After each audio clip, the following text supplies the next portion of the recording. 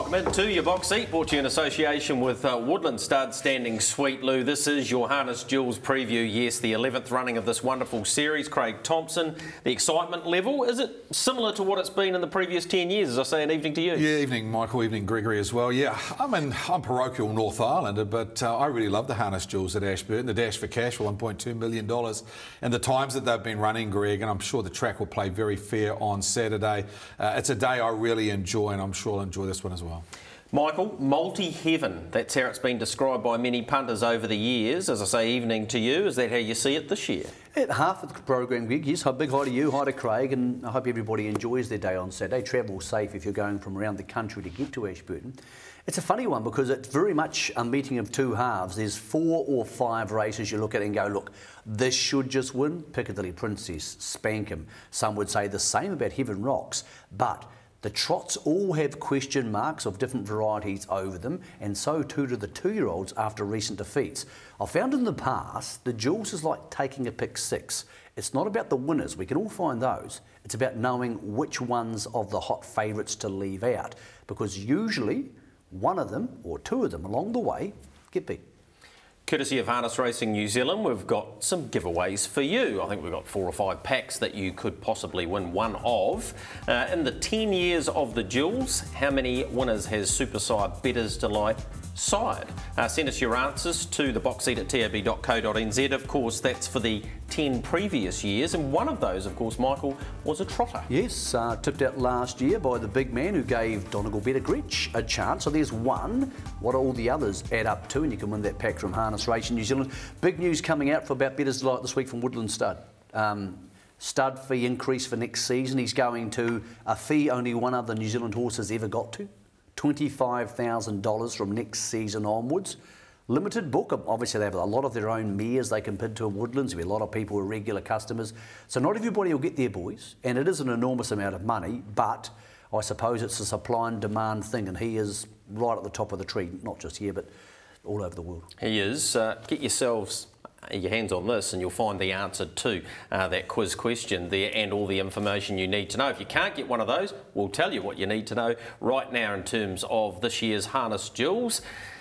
Here it is. It is on Saturday, of course. All race coverage will be on TRB Trackside 2. Now, that's channel 63 for you. Very important if you're setting your MySky and heading to the track.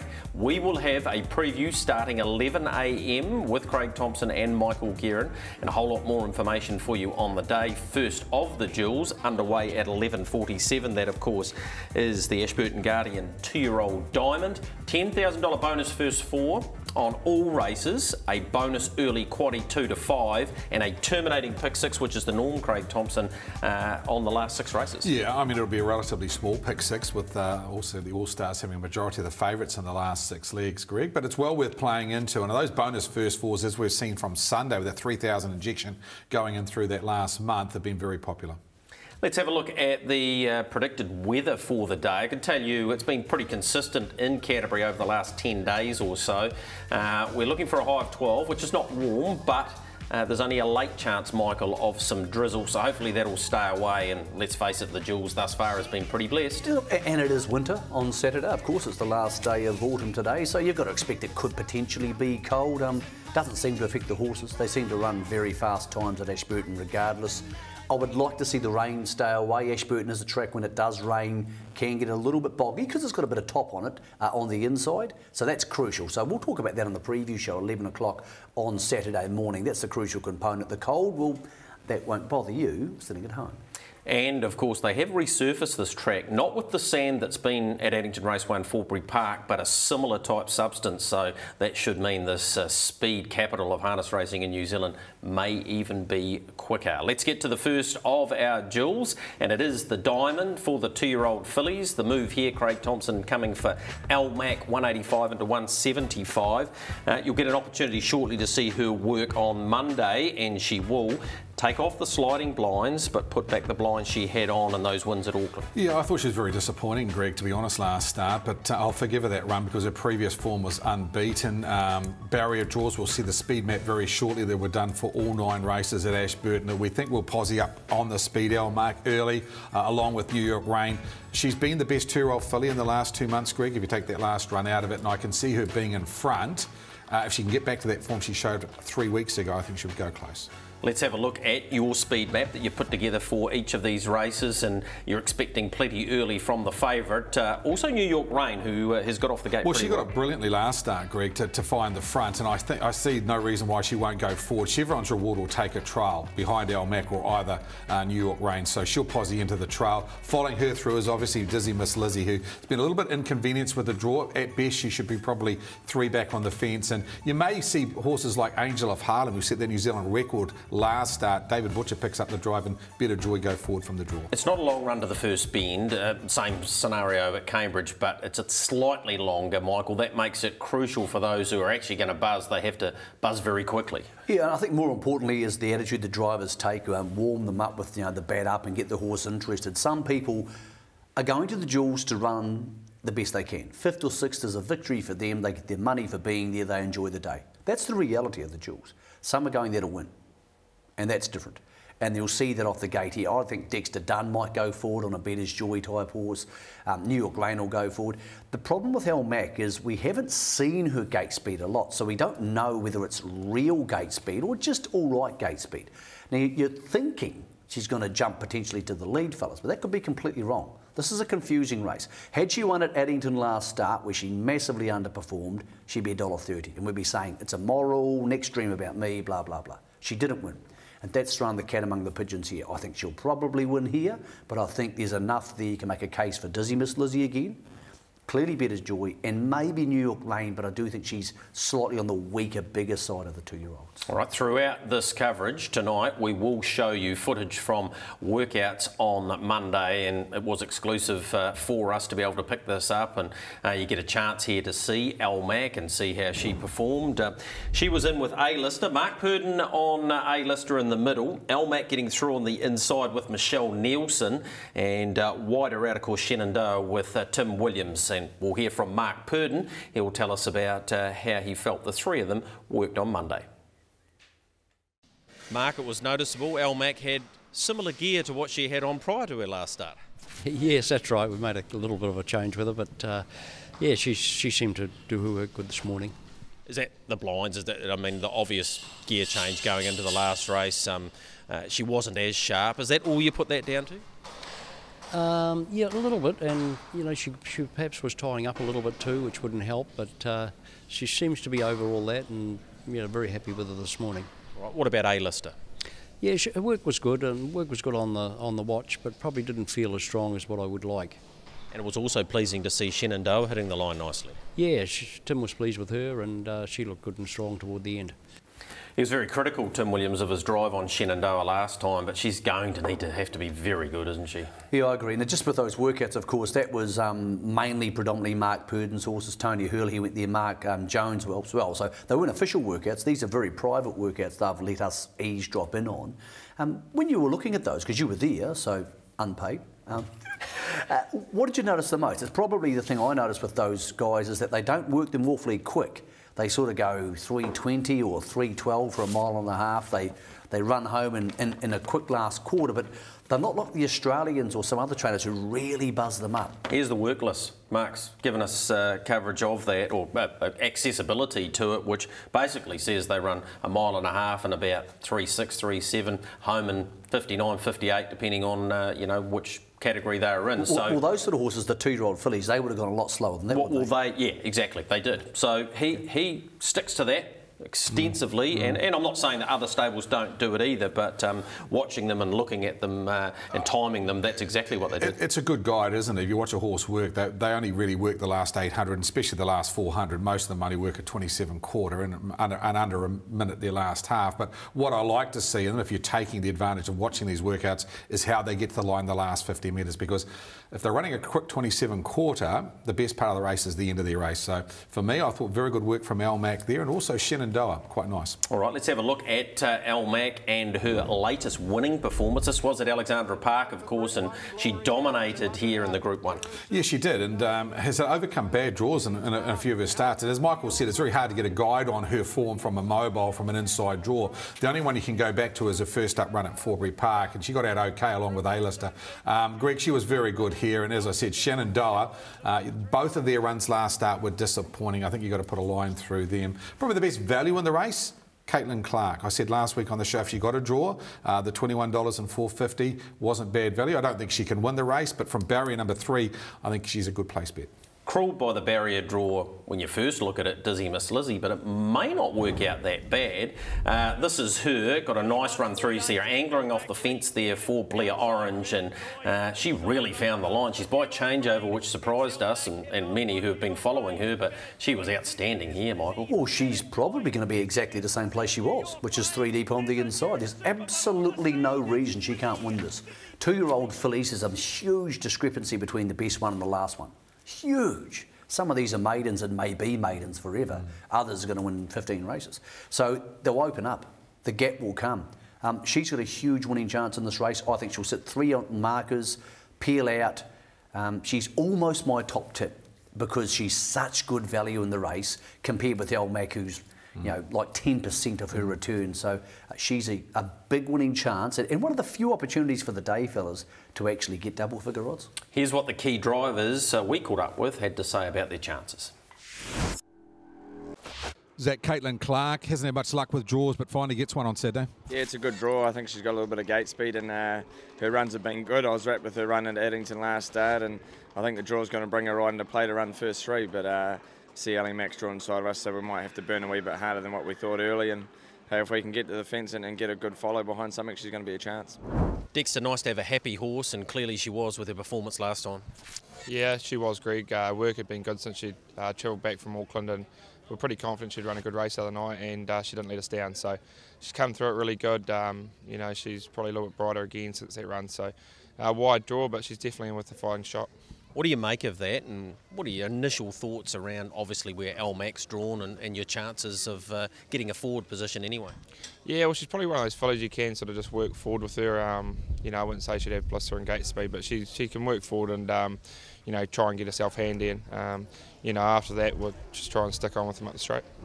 Blair Nigel's always had a decent rap on her, and she delivered last time. Yeah, very good last time, Greg. And she was 3 back the fence and done no work the race. But the pleasing thing was for her that they run a very quick quarter, and she got over top of a couple of quality fillies. So very happy with the last performance.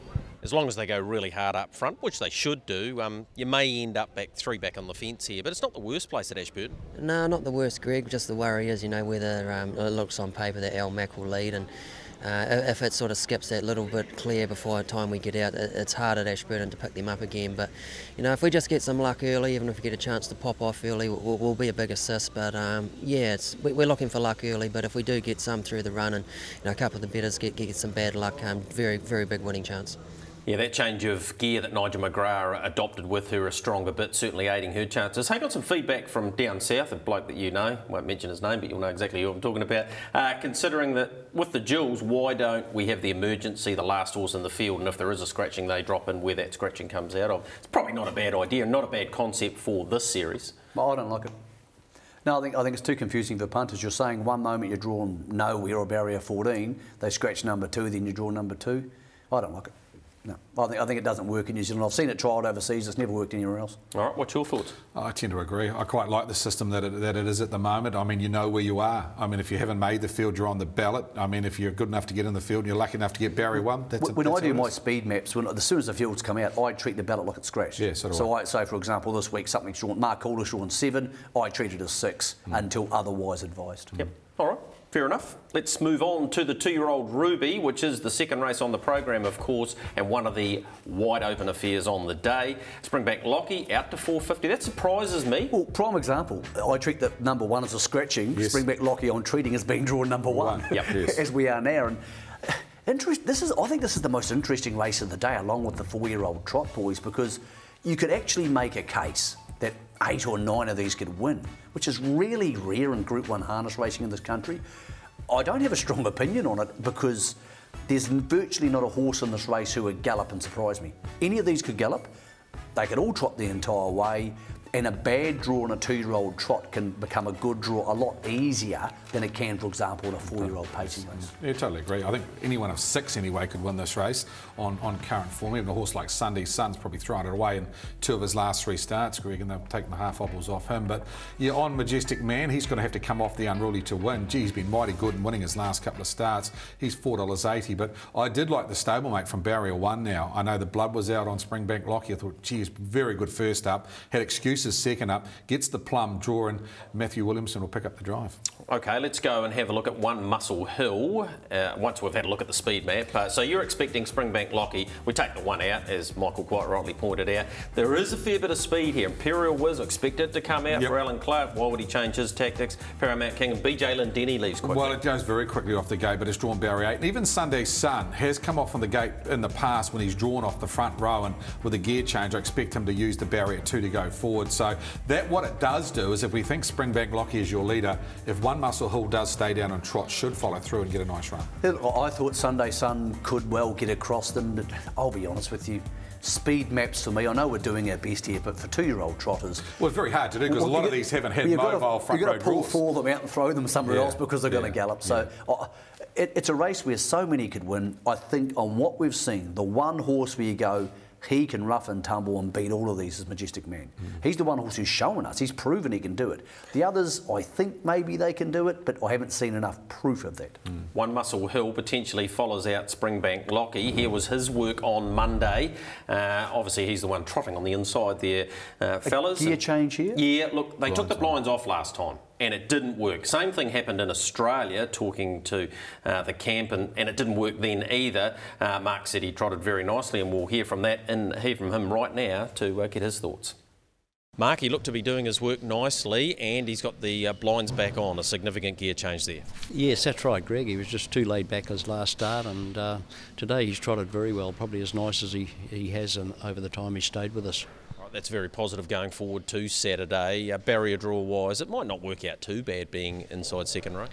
No, he follows out one of Phil Williamson's, and I know Phil's got quite an opinion of the horse he does follow out, so I'm sure he's not going to be too far back if he handles himself early. Yeah, speaking of Phil Williamson, he does have a huge hand with not only 3 horses, but the 3 boys of his and Bev's getting a drive in the race. And this is only the second time, once in the 5-year-old section, the year we had those duels, did we have the 3 boys driving. Springbank Lockie, look, his performance to win the 2-year-old trotting championship, or trotting stakes, was nothing short of outstanding. Yeah, it was, because he got held up across the top, and he actually caused a little check to Castle Ray, but once he got into the clear, he absolutely dashed through it. Phil's done a great job to get 3 2-year-olds into the finale. And what about the record of Majestic Sun? 8 of the 14 runners side by Majestic Sun. He's just a natural get-up-and-go sire for young horses, and I give this horse a really good chance from the draw. Renesmee, another of the runners, which I know you've had a bit of a love affair with, Michael, crawled a bit by the draw, but this was her absolutely at her best, leading at Ashburton, and if she'd drawn the front row, she could have done this again. Yeah, she was a huge chance in front, natural gate speed, natural little going horse, and look, many of the guns here are in behind her, but gee, it's hard to make a case from her from the second line unless there's gallopers and Dexter can weave her through and she ends up 3 back on the outside. So she's in this bunch. The whole bunch of horses who are good enough to win this race, and the manners of their rivals in front of them will be crucial. As I said, I think for most of them that's the case. The one horse I've seen who that isn't the case for is Majestic Man, because he raced most of these horses last start, came round them 3 wide, sat parked and smashed them. That's him outside the leader there. There's One Muscle Hill going for a gallop, and Sunday Sun galloped earlier, and they're all here. He just came from the unruly, sat parked outside them and smashed them. This is clearly the most comprehensive performance of the season. It was very, very good. He did have a gallop at Rangiora in winning that race that he defeated Sunday Sun as well, so he's probably not the full finished product as well. Hence why they haven't taken him off the unruly, Greg O'Connor, when they had the opportunity to do that. He's got gate speed if they wanted to use it, but they said, listen, at this stage, he's better off being where he is off the Unruly because he's still not there. I think he's potentially the best horse in the race, but like Michael said, he's going to have to cover the more ground than anything to win the race. So for me, the most open race of the day and probably the hardest to analyse. And for that reason, we've got the most comments from the drivers from throughout the 9 races. Neat little trotter this. She's done a great job so far. She's been a bit cruel by the barrier here though. Yeah, she has. Although she might get a nice enough run through, hopefully, and end up hopefully in the first half of the field. Greg, yeah, her run's been good lately. Her last start was really good. Just got a little bit too far back, but made up great ground. So probably quite an even 2-year-old trot, and her manners seem to be key, and she should be right there, I think. John, a couple of things have gone awry with this guy lately, but I note you're taking the half obbles off. Yeah, we did. He worked well prior to the last race with them on, and race days like, and just couldn't quite handle them. So they'll come off, and I hope he just trots like he did 3 weeks ago here at Rangiora, part of the last wee hiccup. But prior to that, he was strong. So if he brings that form to Jules Day, good to see how it goes. All right, you got a nice barrier draw of 3. Where would you like to posse up? Yeah, well, he sort of holds his own or gets out of the gate quite good. So just settle up, even dictate or handy to the pack, I'll be happy. Ricky, your initial thoughts around Aoraki's barrier? Oh no, it's a good barrier draw. She hasn't raced for a wee while. I think she goes to the workouts tomorrow, so we'll get a better line on her there. But she's sort of gone okay, hasn't she? Her 2 starts at the races, so I expect Greg will have her pretty right for the race. Where would you think she's likely to posse up? Is she the sort of horse you can bustle early? When she got second last start here at Edmonton, she drew the second row and she felt pretty good going out of the gate, so I thought she could stay pretty handy, to be fair.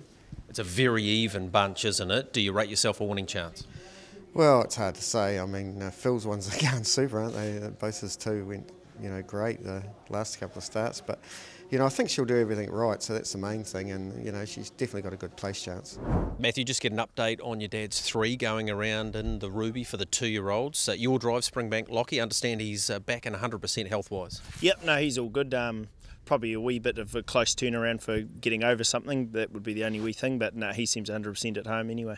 Comes up with a nice barrier draw. We know you like to be positive. Do you think that is the most logical thing to do with him early on anyway? Yeah, well, he does get out good enough to probably make his own luck from there, but he could also get slaughtered from there too. So we're just going to have to choose our options of who to follow or who not to. Majestic Connies has done a good job to qualify for this.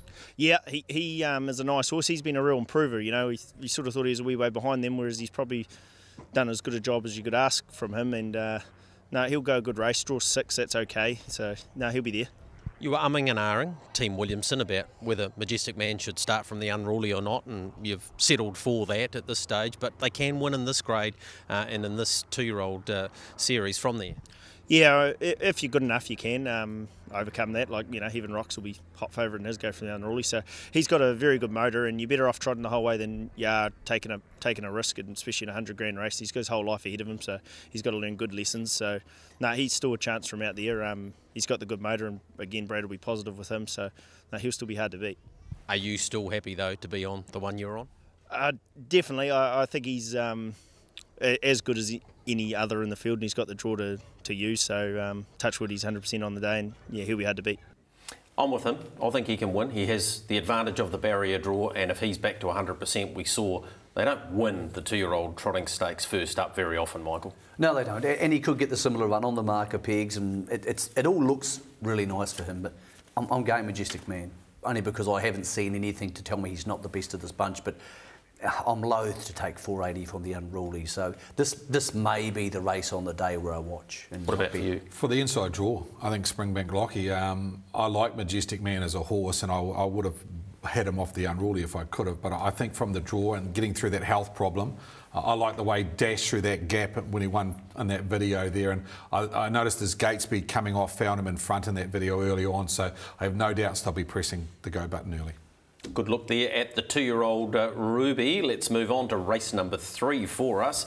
And of course, this is the 4-year-old Diamond. Trepidation around Piccadilly Princess getting in. She comes up with barrier 1 and she's in to $1.15. This has changed enormously in every possible facet in the last 3 weeks. 3 weeks ago, she was $2.20 and Golden Goddess was still coming back from Australia. It all looked bad. Piccadilly Princess was very disappointing, 5th out of 6 at Addington. She was struggling to get in. It was maybe not in her own destiny. All these things have gone right. Then she's got Barrier 1. Then she beats Waikiki Beach in a private workout on Monday. All of a sudden, it's impossible for me to make any case she can be beaten. Multiple Group 1 winner, defending champion, has gate speed because she's raced in Australia. There's not a lot of gate speed in the front line. Multi-bet, take the $1.15. I think the $1.23 the bookies gave you post-draw was very, very fair. Absolutely concur everything you've said, Michael. How I'd put this in layman's terms, this horse is 26 points higher rated than any other horse in this race. Now, in galloping terms, if we're talking that, this horse will be carrying 63 kilos and the rest of the field will be carrying 54, and it gets barrier number 1.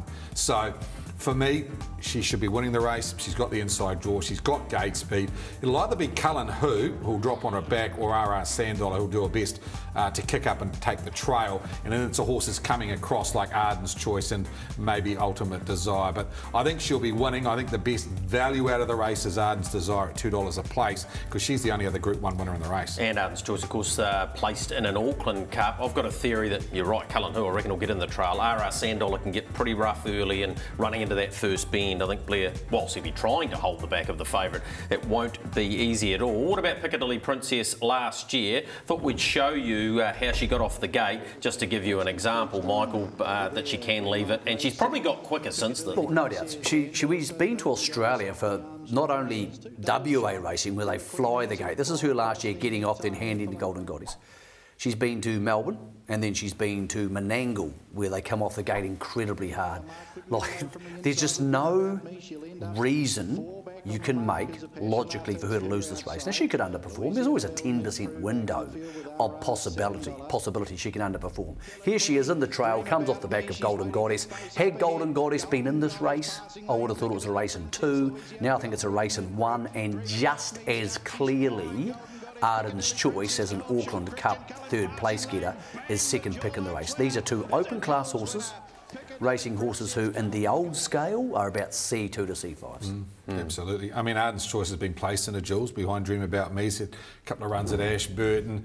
I don't think she's in career best form, but you go back to this run, of course, when she ran a placing, and she's a very, very good mare that's probably racing 10% down on what she can. But you look at the rest of the field, Greg, and they're not Group 1 performers. She is. So for me, she's clearly second pick. And if you're not willing to take the $1.15 or the $1.13 around Piccadilly Princess, the $1.85, $2 a place around Arden's Choice does look attractive. It does, and she was 3rd there, beating home the likes of Chris and me, who's performed in America, as we know now. What about Rock and Roll Princess, fibulated? I'd love to know the stats on horses that do that and then bounce back. This was a phenomenal performance. Sat outside Don Domingo, out-muscled him, and then ran away and set a New Zealand record doing so. Yeah, she's a very good mare that likes to be on the speed and not scared to rough and tumble, but the disadvantage she's got is she's going to follow out with the scratching of Hopes and Dreams, who's a ballot barrier 3, will follow out Hard Day's Night. So I'm not sure that's a great draw to follow through. She's going to have to probably work 3 and 4 wide when your favoured runners are probably 5 or 6 lengths in front of her. Left-handed, she's very good though, Michael. Look, she's been outstanding, and in this field, she's in the right field. This is a story of motivation. One horse is here to win, another horse may be here to win, the rest of them are here to run a place. If you said to the trainers of 11 of these horses, would you be happy with 3rd in this race and a 152 and change mile time, black type? They'll be like, gorgeous, love it, that'll do me. A lot of these drivers will be very happy just to be cutting as many corners as possible. I think everybody who goes there, maybe with the exception of Zach and Barry with Arden's Choice, are going there probably conceding defeat to number 1. OK, let's hear from some of the key drivers. Zach Arden's Choice, I thought she was better last week. What did you make of the run? Definitely a lot better, and I think she'll improve with it too. She got down there, freshened up a wee bit, and she seems to be thriving off the cold weather for some reason. But yeah, look, Piccadilly Princess has drawn 1, and it's going to be the hardest to beat for sure. She looks the toughest on paper, but if we roll off the gate and end up handy, you can't rule her out either. She's an honest man. You know, she's run 3rd in the Auckland Cup, and she can bring that form to Jules Day. She's going to be a chance. Dexter, she loves a mile. She likes Ashburton. There's a few ticks there. There is, apart from the draw. Makes it hard for her, but like you said, she likes Ashburton, she loves a mile, and you know, you can really hustle her off the gate. So yeah, she's going to have to get handy. Hopefully she can run a you know, another really good mile there. It'd be awfully hard to beat Piccadilly Princess, obviously, with that barrier draw, but first 4 contender definitely. Well, if you wanted to pick a barrier draw, drawing behind Piccadilly Princess would be absolutely spot on, wouldn't it? Yeah, look, it's we've had the luck here for the draws for sure, Greg, but just a little concern whether she can hold the back of Mark early, but just not a very good pacer and can get a wee bit rough early. But you know, we'll be doing our best to punch her and hold the back for sure, but probably can't say she'll beat Piccadilly Princess, but it'd be good to run second. Great to get that insight from the drivers against Piccadilly Princess. There, we're about to take a break. When we return, a man who's had success on and off the track at Jules time has been Ken Brecken. He'll very kindly join us when we return. Slide to the left, go show it off, work on every step. Slide to the left, slide to the left, go show it off, work on every step. Slide to the left, slide to the left.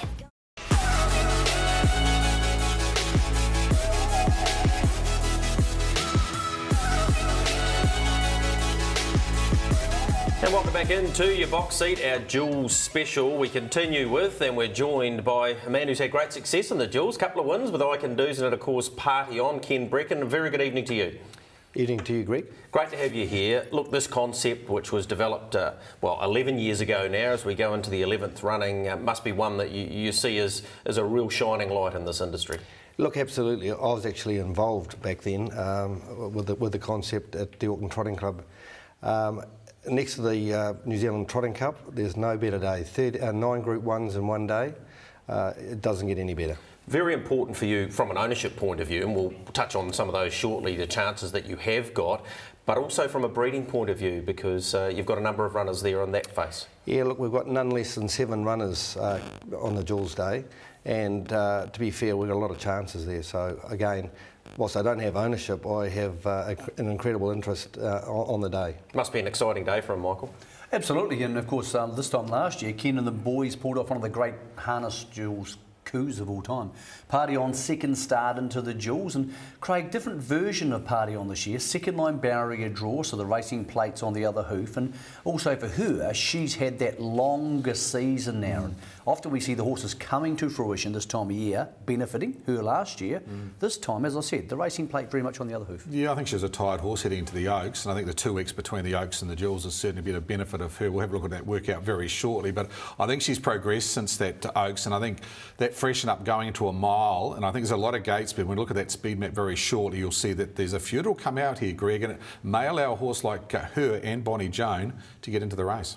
Let's get into your 3-year-old Diamond then, and the market looks like this. Top of the book, Delightful Memphis. She's found the All-Stars a little bit too tough right throughout her career, but she gets barrier 1 this time, Michael. $8 the price, more significantly a reduction in her place price in recent days. Look, and the words from the campers from Mark Jones, he'll be asking Blair Orange to stay in front. That's the crucial information here, because she's been beaten up that many times by Spanish Armada, Craig. You could make a case handing to Spanish Armada would probably be a good idea, but over a mile around Ashburton, they're going to park her out. As Mark said, we hand to Spanish Armada the park positions there for the other horses, so we not only concede 2 lengths to her, we concede 2 lengths to the other horses as well. Her being in front, I still think, as we look at your speed map, that Spanish Armada can sit parked outside her and beat her. The question of the race for me, how long will it take Spanish Armada to get to that position? I reckon it'll take probably at least 600 metres. I mean, I think at this stage you've got Juice Brogdon coming from 3, Gotta Go Darley Queen's very quick. Delishka, we saw lead them off the gate early in the Oaks. I couldn't get across, but was outside the leader. So I think Spanish Armada's got 4 very quick ones drawn inside her. So what that does allow is horses like Bonnie Joan, who punches through on the back of Gotta Go Darley Queen, a chance to actually possibly get in between Spanish Armada and the group. All right, we had a very important day on Saturday workout-wise, but only 4 of the All-Stars went there, and we had exclusive coverage on Monday at the workouts. Here are these fillies we were talking about. Matt Anderson aboard Party On the inside there, Ken. In the middle, we find Johnny with Spanish Armada, Johnny Cox, and wider out, that's Delightful Memphis under a very strong hold. Mark Party On led them up and she looked pretty comfortable. Look, they ran a really quick last quarter with Spanish Armada and Delightful Memphis, so all 3 of them going to war as they will on Saturday. Yeah, that's right, Greg. I believe 27 flat, and the boys were pleased with the way they all worked. Has Party On come on from her Oaks run? I know it was an improved performance, but you were hoping that would be the case. Yes, yeah, I believe so. I think she's in a good place at the moment, but probably need to be considering a draw.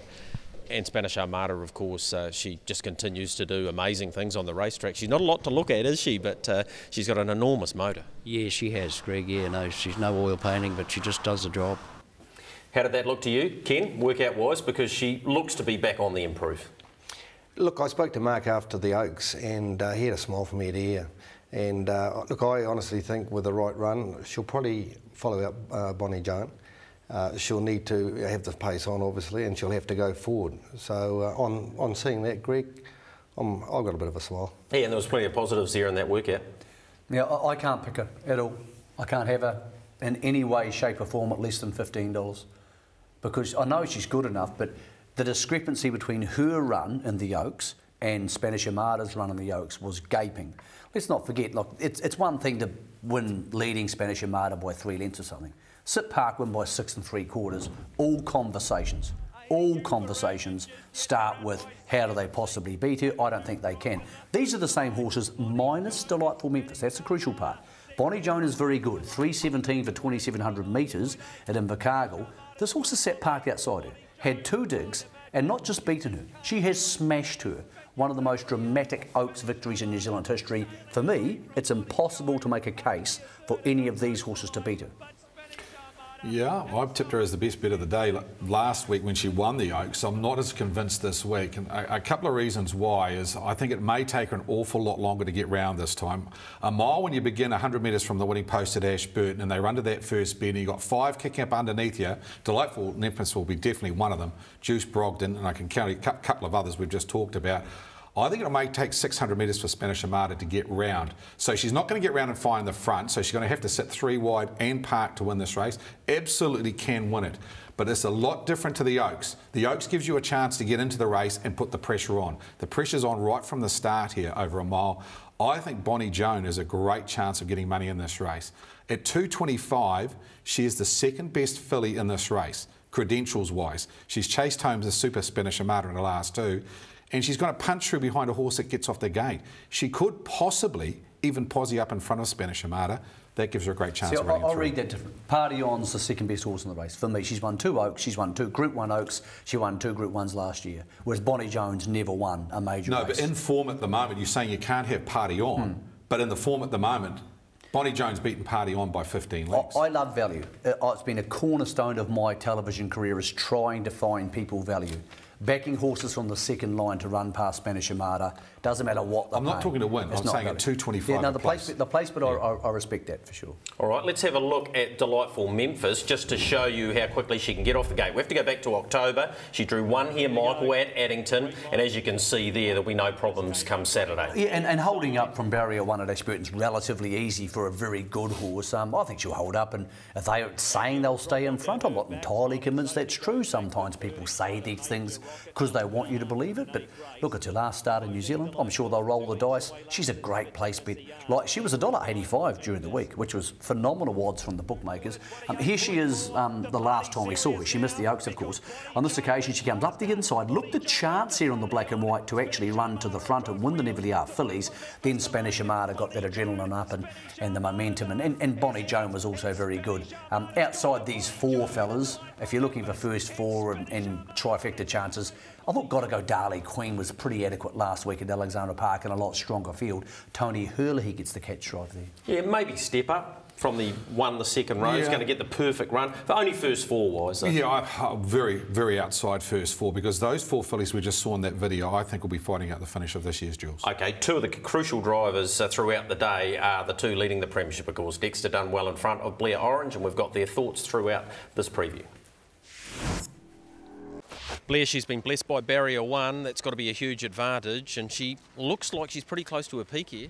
Yeah, look, Greg, Mark's very happy with her, and you know, I think ideally missing the Oaks at Addington was perfect for her. So you know, she's had a good 2 weeks between runs, and you know, Jonesy, as I say, is very happy, and barrier 1's a big assist. So you know, with Bonnie Joan drawn out the back, and obviously Spanish Armada out a touch wider, you know, we'll hold up early and see what happens, but definitely going to get a chance from 1. Look, over the mile, Is there any chance you'd stay there? I know you don't want to tell the whole nation what you're doing, but it's only a short course, isn't it? Yeah, it is, Greg, but, you know, just the way Spanish Armada races, you know, you'd hate to have it sitting outside monstering you. And so, you know, on sensibility, I'd say I'd take a trail behind Natalie, mate, and try and beat her for speed. Very hard to knock her form, Dexter. Another brave run in the Oaks. Yeah, it was extremely brave, Greg. Yeah, couldn't be more happy with her this season and what she's done. You know, she just keeps stepping up, so I'm sure she'll run another great race this week. It's probably her favourite distance over the mile, but draw hurts her a little bit.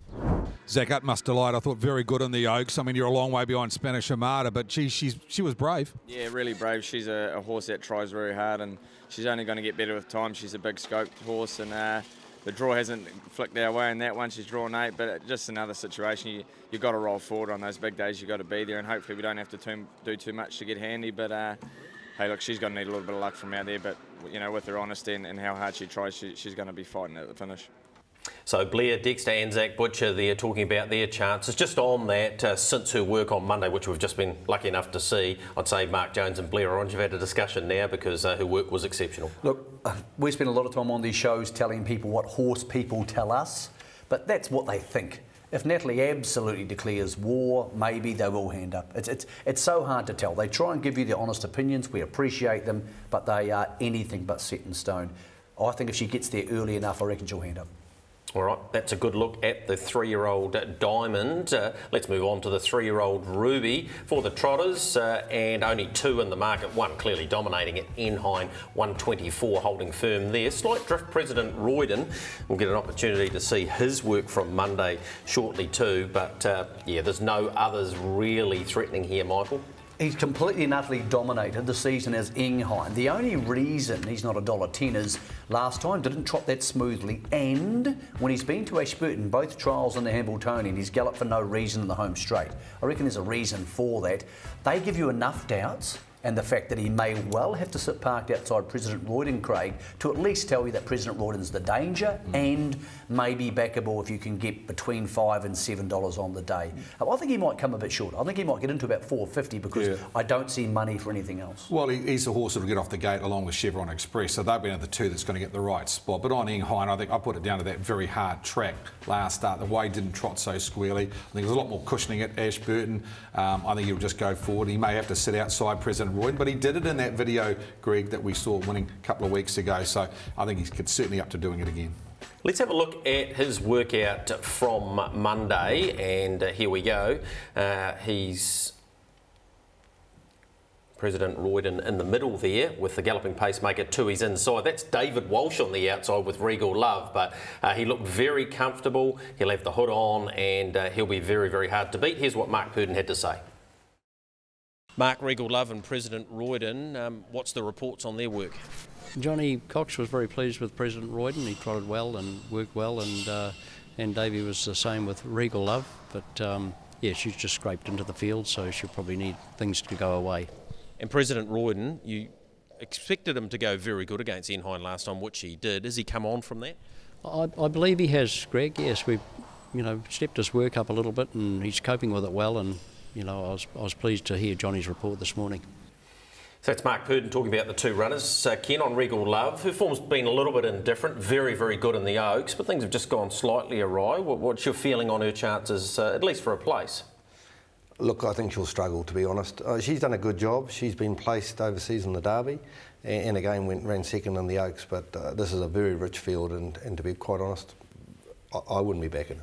All right, that's very honest. $10,000 first 4, so many people will be playing around the Enhine President Royden 1-2 finish here. Yeah, and the big improver's been to Bibtianta. He's really come on. We know he's good enough. Good in the Derby in Auckland, then good against the older horses, follows through behind President Royden. Lots of positives there.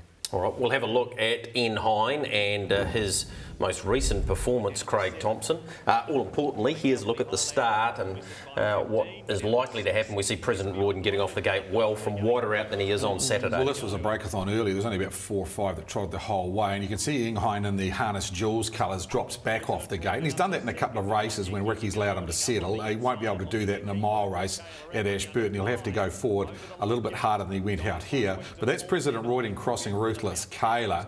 I think the gate speed from Barra 2 will find him in front. I have no doubts about it as we pick up the last 200 metres of the race. And this is the intriguing part, because this is when Inghine started to go a little bit rough, and Ricky never really wanted to ask him. Mark was doing his best on the inside, but Ricky was more nursing him and coaxing him at this point to get him home in one piece and get the punters through. But I can't tip against Inghine. I just can't take the $1.30. Well, you look at that. There's a horse who had to sit parked outside this key rival, so very similar situation to what's likely to happen this week, and he just wins. He's $1.24, $1.25. Spanish Armada did exactly the same thing to the same horse as the previous start and beaten them by 6.5 lengths or 6 3/4, and she's $1.50. So he is way too short for what he's done. Great horse, I love the horse, but he's too short. And I reckon his real price is $1.50, and that's why I reckon the only place the money can come from is President Royden. I think the bookies are being very fair with him, and I think you can back him now and then maybe cover in some capacity on Saturday. Yeah, I think, sorry Greg, just quickly, I think Habibi Inter is clearly the winner out of the draw here. Following up President Royden and doing no work, one off the marker pegs. Absolute mobile specialist, this horse. I mean, he's 5 out of 10 running in the money from a mobile. You look at his standing start form, so he gets his chance punching through here to run top 3. Let's hear what the key drivers had to say about their chances. Josh, in the 3-year-old trot, CK Spurs come up with barrier 5. That doesn't look a bad draw. Yeah, good draw for him. He comes up against a great horse, Inghine. He looked super the other night, but you were going to rely on a bit of luck. He is good enough to run in 3, like he showed in the Derby. It was a good run, good time in that. He just got tired the last bit, but yeah, we're very happy with him. He's had a great season. He deserves a shot there, and as I say, he could run a place. Well, Blair has been going better when driven with one run at them, and from the second row he'll get that opportunity. Yeah, for sure, Greg. You know, it's quite good he's drawn the second row, mate, because this season, for some reason, when he's drawn the front, he's tried to go too quick for himself and jumped out of his gear, which is quite unusual for him. So second row is perfect, mate, and, you know, we should get a good run through and hopefully be in the first sort of 4 or 5 turn in. And, you know, not saying we can beat Inghine, Greg, because nothing sort of can at the moment, the form he's in, but, you know, top 4, we'll be happy. Dexter, the New Zealand Oaks winner, comes up with a nice barrier draw. She was a little bit disappointed towards the end of that Northern campaign, but she can bounce back here. Yeah, and she seems to. She has bounced back. You know, looking at the one that beat her, went pretty good when it came down here too. So, you know, was disappointing at the time, but you know, she's still going good. Obviously, Inghine on its form lately has been awfully hard to beat, but she's got a good draw. She gets out of the gate good, and she can get herself handy. And she won the Hambletonian Classic there early in the year over the same distance. So hopefully a repeat of that would be great, Greg. But yeah, sure she'll run a great race. Ricky, pre-barrier draw, if I asked you where you'd like to have drawn, what number would you have come up with? And as a result, has he come up with that number? Yeah, it's not too bad. I mean, he is a class horse, we all know that, but at least we're off the front row, aren't we? And, you know, he'd probably want to trot better than he did here the other night, but, you know, I just think he had a few issues with the track being so hard. So, I mean, there is a lot of gate speed inside him, so he's not going to get handy probably early, but, you know, his strength will get in there, hopefully. Yeah, he's such a great stayer. You have to turn it into a bit of a war to take the speed out of the others. Is that how you see it? Yeah, well, I mean, there is a bit of speed inside him, actually. They all get out of the gate really well, so, you know, he's probably going to settle midfield, probably. So, you know, it's not going to be easy for him, especially over a mile, because, you know, as you're saying, he's just a stayer. He deserves his #1 seed, though, and I'm picking that you wouldn't want to be on any other horse. No, he's very, very good. There's no doubt about that. But, you know, I mean, he has got a few issues with his gate occasionally, so hopefully he doesn't show them on Saturday. Racing royalty anywhere, particularly at his home track of Ashburton, there along with Methven. He just loves winning races there, and he'll be a great chance in that Ruby. All right, time for us to take a quick break. When we come back, it's 2-year-old Emerald time here on your Harness Jewels preview.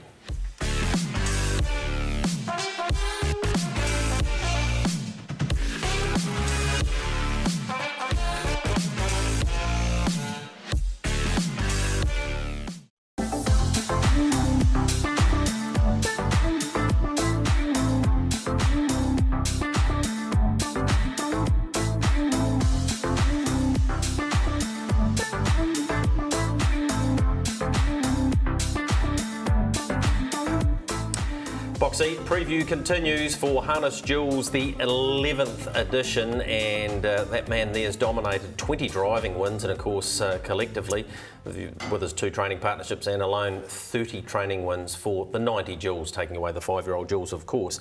Brought to you in association with Sweetloo, standing at Woodlands. Of course, don't forget about the sale this Friday. Man who's been to a sale like this before and pinhooked is Ken Brecken. Any chances that you might be trying something similar this year? Greg, I'll be there again on Friday. Yeah, all right, with PGG Rides. I think it's about 1 o'clock. So yes, I'll be there 12:30. Right, you'll be there at Check, 12. Ready and waiting. All right, let's get into our 2-year-old Emerald and have a look at the market as it stands. Shortener from $1.21 into $1.15. Spankham, Michael Guerinese being nothing short of outstanding, and of course he's part owned by the man alongside you. Well, Ken, you've got 2 in this race actually, him and the Devil's Own, and I don't think there's a great deal between them as horses, but on the track there is, because one's got barrier 2 and the other one's got barrier 2500 or something. So he's in a bit of pain, isn't he, the Devil's Own? I think he's a very good horse. I thought, as unbiasedly as possible, Spankham should lead him with. Yes, look, I can't see Spankham beaten from 2. The draws are just so important at Ashburton. The Devil's Own, Mark Purdon told me he's trained sensationally during the week. But for me, Spankham. I think it's the better of the day. Who do you think's the better horse at the moment? Look, as far as the trainers are concerned, both Mark and Natalie, they've sort of, on a number of occasions, they've sort of reversed who was the better of the 2. And if you actually look at the results, they've both beaten each other in Group 1 races, and it's really been all about the draw. And I think we saw that again last week, where Spankham had the better of the 2, and he won, and the Devil's Own got beaten. So there's not much between them, and I think it just comes down to the draw. All right, one won the sale series, of course, the other one won the size. What about the speed map here, Craig Thompson? Because most people would be having mapping him in front. Well, he'll get off from 2 and he should be the first to the market, because I think Bright Diamond would like quite keen to take a trial. The gate speed will come from out wide. Alta Maestro will have to go forward from his draw. I think Royal Tribute, we showed from the weekend that he's got nice gate speed and he's drawn barrier 3. And then punching through from the second row, Cole Pecker and Ashley Lopez, they should get nice solid trips through. So they should be first half dozen. I thought the key to the race, Craig, I'll ask your opinion, I don't think it can happen, but can Alta Maestro in any way cross Spankham? Wouldn't think so, not on its gate speed so far. I think Dexter has got to go forward, and he'll go as forward as possible. If Spankham is to be beaten, it'll be because Alta Maestro puts the pressure on.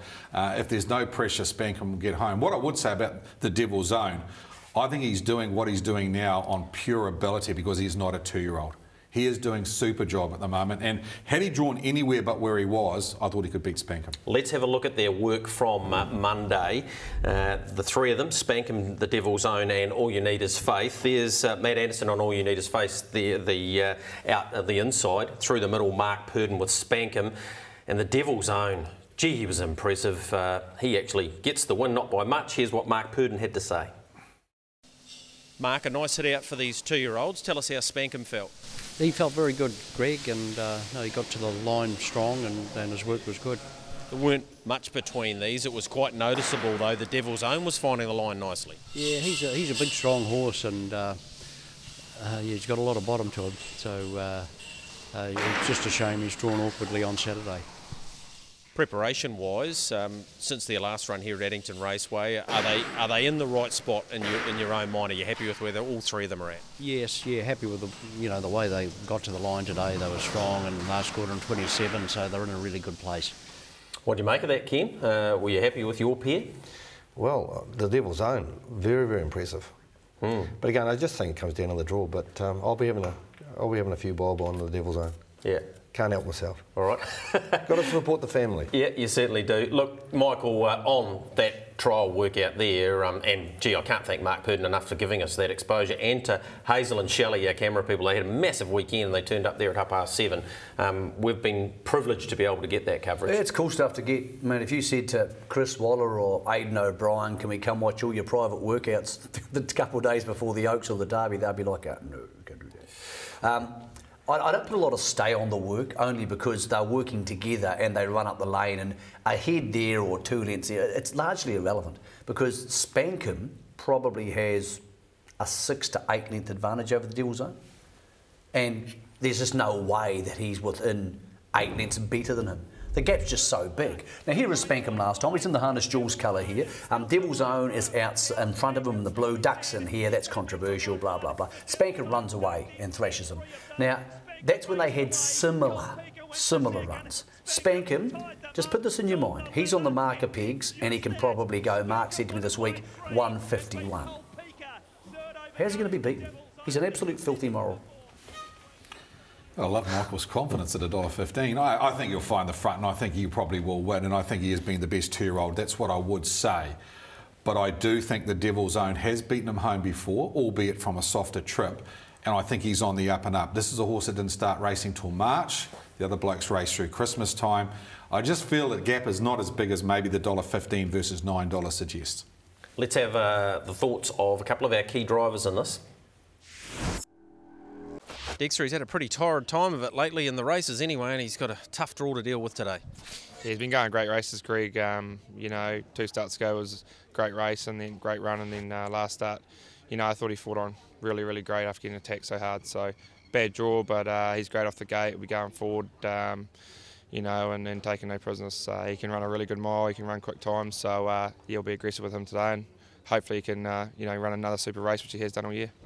Mango and the 2-year-old colts, Cole Pecker. He's drawn the second row, but maybe not the worst draw following out Spankham. No, it may well not be well, you know, probably better than drawing out 7 or 8 or even 9, you know, you've probably got to go back from there. But yeah, as I say, he'll follow through good. He's got good gate speed himself, so yeah, he should follow Spankham through okay. And yeah, the lap of the gods after that, what happens, you know, yeah, he may well get pushed back. He may well stay handy, but look, the horse has done very, very well since the last 2 runs. He's jumping out of his skin and he's eating up good. So, yeah, hopefully we get a trouble-free run in his first 4. And he can certainly be that Cole Pecker, and good luck to Brent Mangos, who's had success in the Jewels before, of course. Better Cover Lover doing a great job for him. OK, let's get on to the 4-year-old Emerald section. And here's the market for this. Aussie visitor, Mr Mojito. There's still a few issues getting down to Christchurch for some of those Northern Raiders, but $7 the price for him. Waikiki Beach into $3.50, the most significant move here, Michael. Yeah, Mr Mojito flew in this morning with 7 of the North Island horses, so after the fog delays they are there, which is good news. Great to have him here. Seemed an awfully long time ago since he was running national records at the New Zealand Cup Carnival. I think for most people this comes down to one of 2 things. Can Heaven Rocks overcome the draw, which means probably conceding 6 to 8 lengths to a horse like Waikiki Beach, who ran 4th in a Miracle Mile? And has Waikiki Beach still got the killer instinct? Does he like to just get out there and rough and tumble? Was he as good as he was last year? I don't know the answer to the second question. I think Heaven Rocks is a flat-out better horse, Craig, but technically and logically this is an awfully hard race for him to win. He is one horse, though, who seems to defy logic. He's one of those horses that he either wins or he runs last. There's nothing in between with him, so you've got to be very careful at $1.50 where you think he's going to be on the day. He was very good winning the Easter Cup. He was good beating Franco Nelson. I wasn't so convinced on the trial I saw on the weekend. We'll see that very shortly. And he's going to have to start from now unruly, so he's given, like Michael said, a huge advantage to the stablemates, including Waikiki Beach and Cash and Flow. On Mr Mojito, I had a good look at his gate speed. I went back over his tapes. It's interesting, the only time he showed any gate speed was May 2016, Greg, when he drew barrier number 2. The horse that beat him that day was Heaven Rocks, who came from the second row to beat him. So I'd suggest that he's not as good as Mr Mojito, as good as Heaven Rocks, but which one will turn up? All right, we've got plenty of video analysis for you here, and let's head to the workouts. And this is on Monday, of course, Waikiki Beach. I can tell you Waikiki Beach here being driven by Mark Purdon. Cash and Flow's wider out, Tim, and Piccadilly Princess. She was outstanding. Have a look at her. Here's what Mark had to say about them. Mark, you stepped the 4-year-olds out over the 2,400 metres. Waikiki Beach, what did you make of his work? He worked nice. He enjoyed his work out in front there, and you know, run home the last quarter good. Piccadilly Princess, she looked really strong at the finish and past the post. Michelle still had a very good grip of her. She seems right in the zone now. Yeah, she is, Greg. She's probably one of the star workers this morning, I'd say. And the other horse, Cash and Flow, he just got lost a little bit when they really sprinted, but he was making up good ground at the last bit too. Yes, well, you know, again, it was a quarter, it was 26 and a piece, so they don't go any better than that, and he was probably doing his best work toward the end. Again, though. So that was Mark Purdon there talking about their team. Most notably out of that, Michael, for me anyway, was Piccadilly Princess. She was on tight lines in the middle there for Michelle. Yeah, look, she looked absolutely exhausted a few weeks ago. We'll talk about her a bit, we talked about her a bit earlier on, obviously. Look, she should be winning her division. I get the feeling Heaven Rocks can balance up and then launch between the 1200 and the 800. And I'm watching a lot of mile racing over the years at Menangle, which is basically a blueprint for what we're now seeing at Ashburton. Between the 12 and the 8's when you improve. That's when you can make ground without too much of a penalty. This is not a very strong field.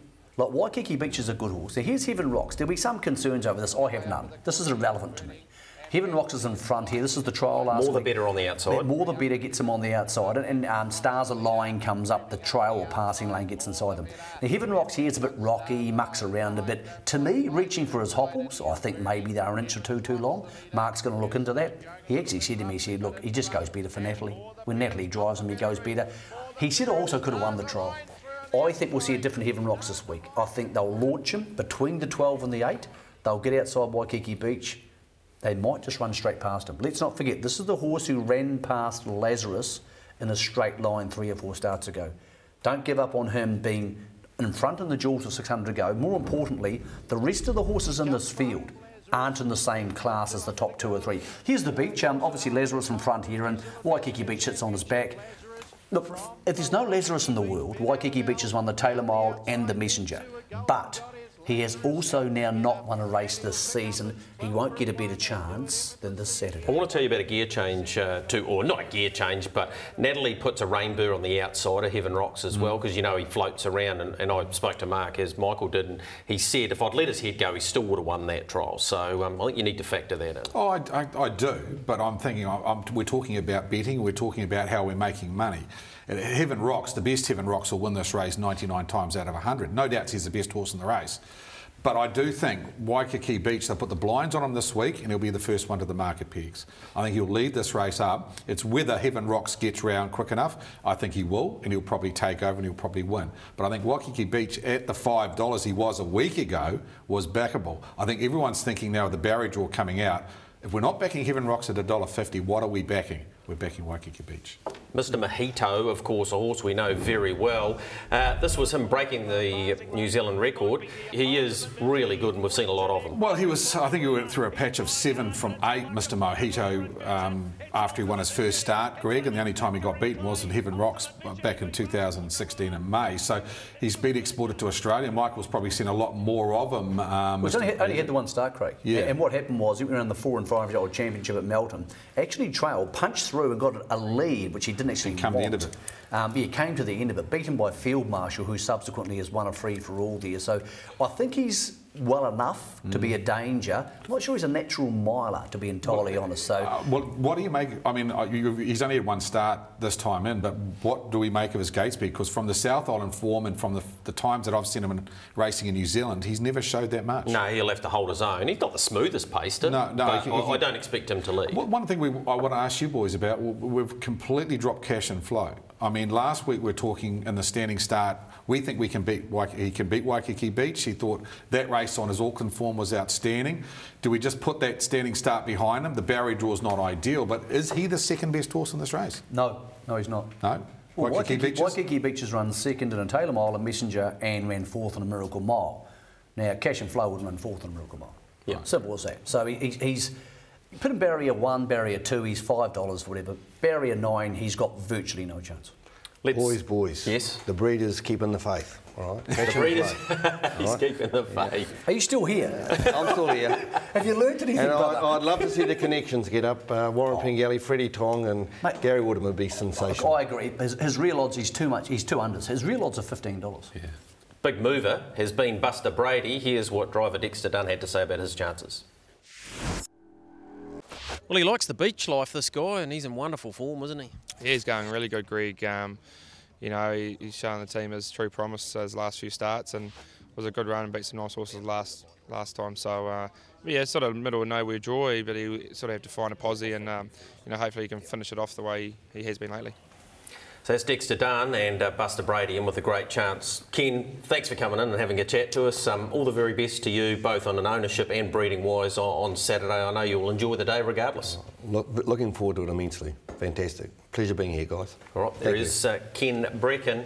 On a sad note, and off the back of watching Buster Brady there, harness racing lost one of our friends, really, and an outstanding horseman in Mike Austin. He trained over 270 winners, and Michael, he was a true blue Cantabrian. Loved his rugby, West Melton Club.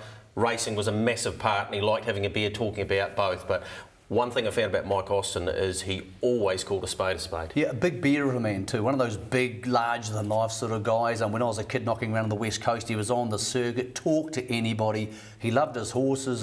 The family have lots to be proud of with him. Had some wonderful horses who didn't cost much money over a long period of time. And yeah, harness racing has lost, as I said, a big friendly beer this week. Yeah, and to Jill, of course, Roger, who's a well-known farrier and a very good horseman in his own right.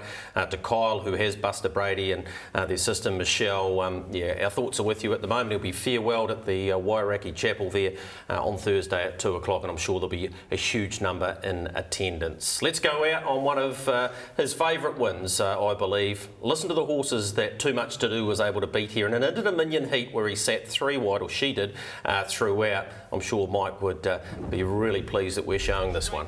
Gavin Lang to the outside with Something About Mary. Castleton's Mission on the outside. Marie Wishes, Something About Mary. Too Much To Do in Young Pointer. They fan right across the track, and the leader now is on the outdoor. One broke up, Lost in the Park. The leader is Too Much To Do. Lyle Creek flashing home. Too Much To Do, Lyle Creek. And I think Something About Mary in a photo with Marie Wishes and Major Decision. They were followed in by...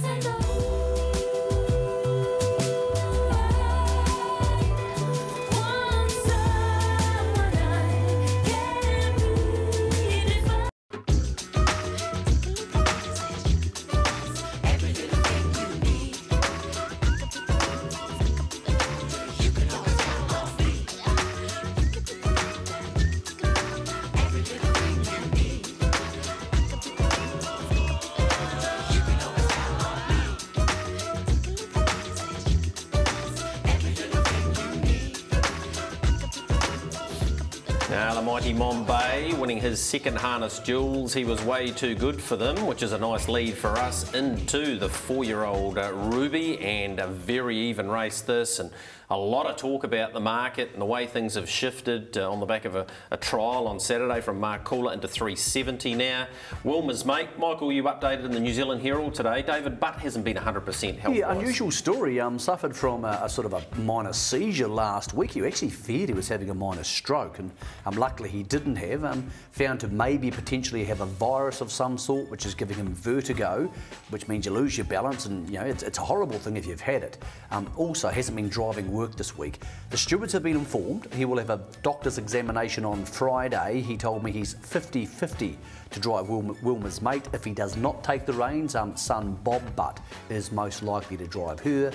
Probably doesn't affect her chances. Bob knows her very well, but what will affect her chances is gate speed. If she can lead, then it changes the dynamic of the race for her and Lamont. If she can't, then horses like Dark Horse and Mark Cooler could get a lot easier run to the top. So the gate speed or lack of it, Craig, from number 1 is crucial. How did you see it on the speed map? Well, I went on the speed map last night and I tried to go back through all of Wilma's mates' performances, and she's another one that hasn't a decent front row draw till the middle of last year, so I had to go back a fair while. I think she'll get out okay. I don't think she's a flyer, but it's not an overly quick front row. It may be horses out wide like Mark Cooler and Temporale that'll come across. When we have a look at Mark Cooler's workout very shortly, Greg, you'll show that he showed gate speed there to get across them. Probably the last 100 metres wasn't ideal, but I think it was more of the old Mark Cooler than we've seen in the last couple of starts, Greg, and I was much more happy with the way he went. We'll get to have a look at that very shortly and hear from Clint Ford. That was at Rangiora the day after that trial. But let's have a look at the big talk horse, Dark Horse. This mare's really developed, and here she is beating a Group 1 winner in Here I Come, who took the lead off her, and she showed some real speed up the lane here. She's been the big mover, hasn't she? I mean, her price was way too short at $2.40. I'm not sure on how much money they've taken from the bookmakers at an early quote of $11, but what she has got is extreme high speed over a short distance. Gatesby we haven't seen a lot of. In that race there, she drew barrier number 4, came and won with scratchings, got across pretty good. Not blazingly, but pretty well. I think she'll posse up in the top 3 or 4 early on. If she can get one off and one run at them, I have no doubt she can win this race. The question mark, Michael, is she's never taken on a Group 1 race, let alone those who've won one of those. Yeah, I think she's good enough. I'm not concerned about that as much, Greg, as the experience of getting off the gate. She was excellent off the gate there in 28 seconds. If she gets off the gate to the marker pegs and then she can choose to follow a mark cooler, I think she'll win. I think that would be a perfect scenario. If it's more, you're off, you're in the running line, horses are coming forward, do you park them, do you not park them, and you have to ask question marks of her, then maybe those mental vulnerabilities can come to the fore. Again, I can't be taking the 2.4 last week, now to 2.8.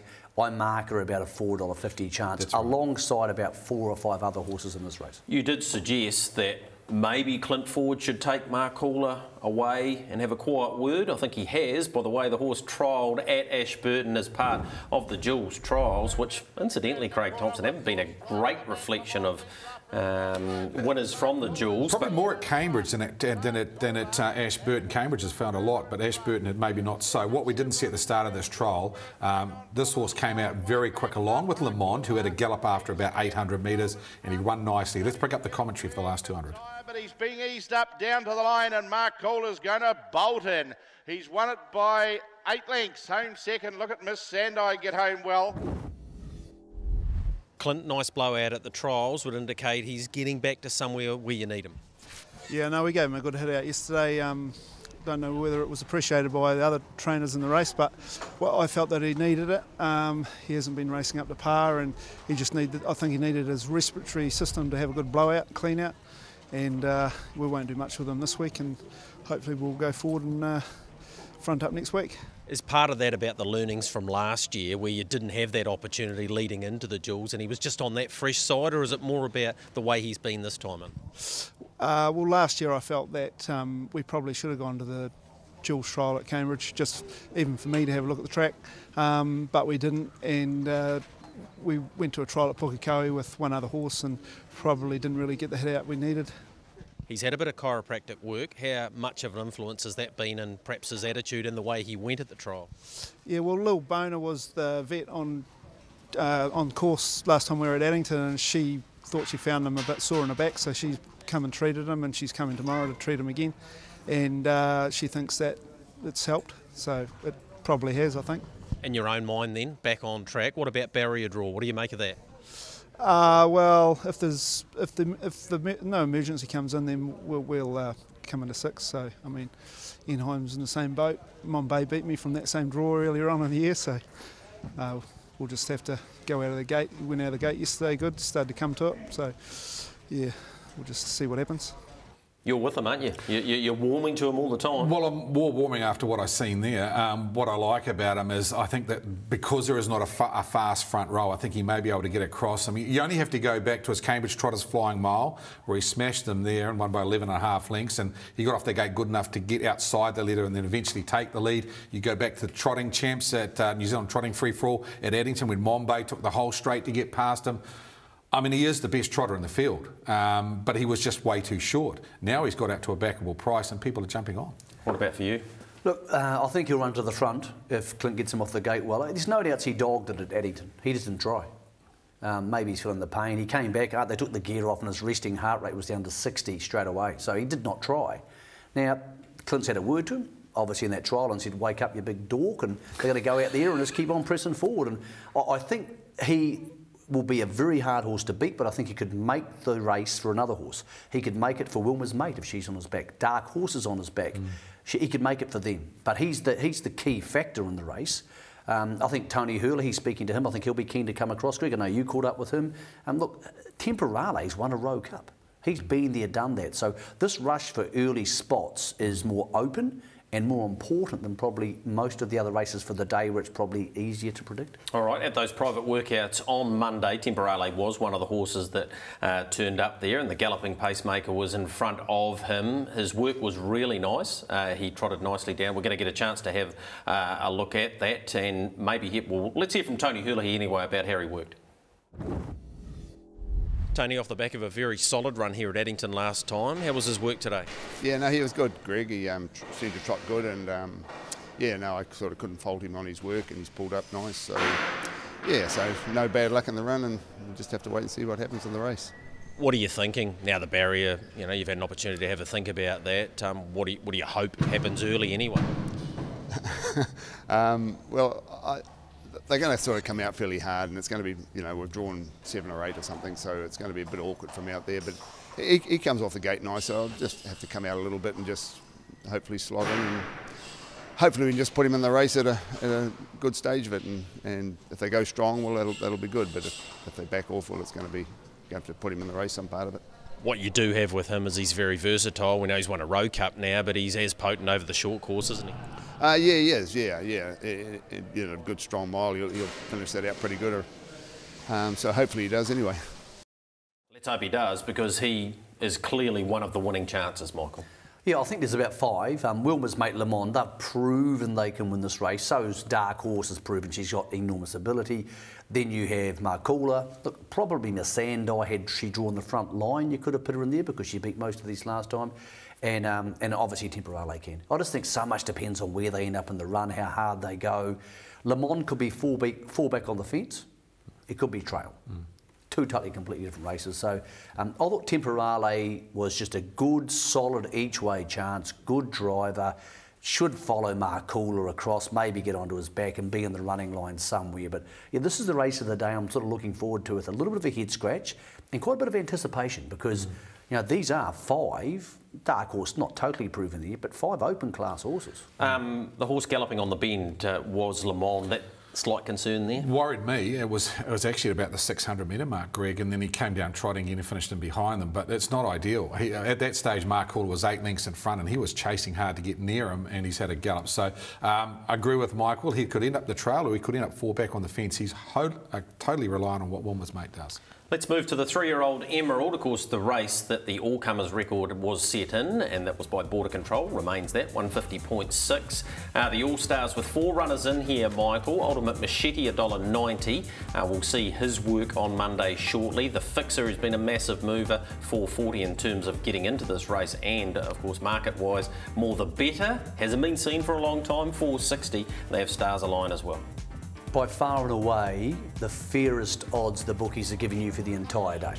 Ultimate Machete won the Sire Stakes sitting parked, won the Sales Series and National All-Comers record time. It's taken Vincent to beat him in the New Zealand Derby and the New South Wales Derby. He's $1.90. He's as good as even money in a field of horses who have not this season. Yes, More the Better did beat him once, beat him home, first race of the season for Albury Park. But he's been in a different class to these horses all season. Like, don't get me wrong, I love Stars Align, the Fixer. These are good horses.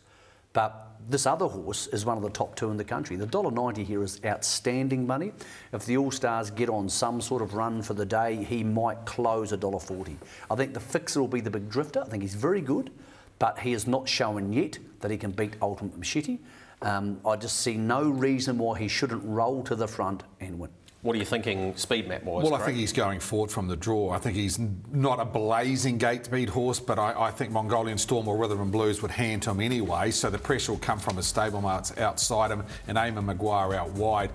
Probably the reason why he's got out to $1.90 is because he's not been publicly seen on race day since April. So it's 2 months between races. I think he'll find the front, and I think he'll win as well, because he's the best horse in the He's field. had 1 trial and this workout on Monday, and here he is, Ultimate Machete. Mark Purdon driving him, very comfortable. We'll hear from Mark very shortly. He beats the Fixer, and that's Glenferrie Classic and our own Matt Cross and Tony Herlihy's hat. More about that on the back of this. Mark, Ultimate Machete looked very comfortable in his work today. Yes, I was very pleased with him. He's just had 1 trial, and I was a little bit concerned that he might be going into this a little bit underdone, but on today's work he felt very strong. The Fixer, he noticeably got a little bit rough, but he can do that as well. What were your closing sectionals in this heat? They came home in 27 flat, so Tim just felt he just got hanging in a little bit and got the wobbles, but otherwise it's good for Tim to have a drive in this environment now, and he should be better for that come Saturday. Mark, a lot more positive on Ultimate Machete. Just saw Matthew Cross driving Glenferrie Classic then. Yes, it was a funny moment when he came in with Tony Hurley. His hat on, he said, "You're a disgrace to the hat there, Matthew." I think it's great for presenters if they get a chance to spend a day in a stable with a farrier, I don't know, go to the sales. I think all that stuff's really important. So good on Matt. He's going a long way in the game, as we know. Probably not as far as Tony Hurley. Look, I'm not saying he's a moral Ultimate Machete, but the $1.90 for him is enormously better value than, say, without being rude, $1.25 for Ingeheim or some of those other things during the day. This is in the Flying Stakes. Exactly. And look, he hasn't got Blazing Gatespeed, as Craig said, but Rakapukarula crucially is not here. So he's a very quick 3-year-old off the gate. Here's the hand on the big horse. He's a big rolling horse. Ashburton suits him. There's the only reason I'm not declaring him just way too good is when he didn't have racing leading into, as he's in front here, and we see him win. Obviously, Vincent's at there 3 wide. When he didn't have racing leading into the heat of the New South Wales Derby, he was vulnerable. But when you see that work the other day, you see that obviously he's quite fit and he put a big gap on the fixer at the top of the straight. So there he is beating Vincent and Rakapukarula. If Vincent was in this race drawn barrier 3, you get $1.25. I think this is the overs for the day. Bookmakers very fair. He makes the most sense as the horse to add some value to your multi. And Mark's clearly told you and us now that he's much more positive off the back of that work on Monday. Oh, absolutely. I mean, it's very difficult for these trainers that have got so high up in the rankings or ratings to get starts for them. Both More the Better hasn't raced for 3 months. This bloke hasn't raced for 2. What they're lucky enough is they've got a lot of good stock to work with and they can go to these private workouts and get them ready. But there's nothing matching race day fitness. So I think he'll be winning. I think the bookmakers are fair at $1.90. I'd suggest he'll be shorter than that as the day progresses if the All-Stars start winning. All right, talking about More the Better, he's had 4 trials now, plus what he's been able to do at home. We've seen this with Heaven Rocks in front, but you have a look at Mark Purdon about, I don't know, 100 or so metres off the post. He looks across at son Nathan, who's driving the horse, and he turns around here and says to Johnny Cox, come through on the inside, but then he looks at Nathan and says, hang on, don't let him go. He's very, very comfortable here, Craig. He's a naturally winded horse, isn't he, More the Better? He's probably more of a less concern going into race than this than Ultimate Machete because he's just a natural athlete. So, interesting for me, I think on my speed map I see him going forward off the gate here, Greg, and he may have a crack for the front early on. So, if he can posse up in front of Ultimate Machete and then let him go and he sits and gets one go at them, I think he's a very good chance. 56 and 26 they did get home in that. What about the key drivers away from the All-Stars team? Well, he's really stepped up, Dexter. He's placed in the Derby, of course, pretty brave last time, and he's got a wide draw here, although we've seen horses win from this posse in the past. Yeah, he's had a great season, this fella. His last start was very good, although the winner was much too good for him. So, yeah, his wide alley doesn't help him, but yeah, he can use a bit of gas early and find a posse, but yeah, probably first 4 contender this week, Greg. Blair Mongolian Storm, he's had a pretty good season. He finally comes up with a barrier too. Yeah, for sure, mate. He's raced good all season, and he seems to race a lot better over the sprint trips. And he's got a handy draw today, Greg, which is really good for him. And just have to hope he leaves that kick and buck and stuff at home, mate, because it wasn't enjoyable last time. But if he's on his game, mate, there's no reason why he won't go a cheeky race. Zach Jack's Legend comes up with barrier number 6. What are your initially thoughts? It's going to be hard again. A couple of marks, ones are drawn inside of us. More the Better's got a lot of gate speed. Our guy does too, but I don't think we can cross him outright. So it's going to make our job a little bit harder. He generally goes pretty well fresh, so he's had a wee bit of a gap in between his last run, and he's another honest horse. He's probably a little bit below those good ones, but with the right run, he's going to be there at the finish. And a big thank you to all of the horse people who gave us their time, Michael, because the information flow that we've had for this preview show tonight, we've pretty much covered everything you need to know. Yeah, look, it's been great. And obviously we'll have another crack on Saturday morning because often there's a twist in the tail. There hasn't been so far this week with anything major, but who knows? It's a good long time between now and Saturday morning, fellas. For sure. We've had some feedback as well. As you know, over the last 10 years, we've been looking back and seeing what we thought was the best winning performance in each category. Well, Dale Kinsit thinks we got it wrong on the 3-year-old Ruby. Actually, Matthew Williamson texted me this as well, and I went back and looked at it, and look, he could well be right. It's often you go back on these things and look at the replays, and you're like, what? Like Franco Emirate last week? Yeah. I went back and go, you can't have been 3 wide the entire race. So we've been looking at them week by week, who's the best of the Jules winners over 10 years, fellas, but I think for most people, when you hear the word Jules in harness racing, you think of this one performer. There was obviously the one who we deem to be our best. Yeah, unanimously we decided that the best ever Jules performance was this. How could you forget it? An outstanding run by Smolder, who wasn't tipped to win the race by most, but he did this to them anyway.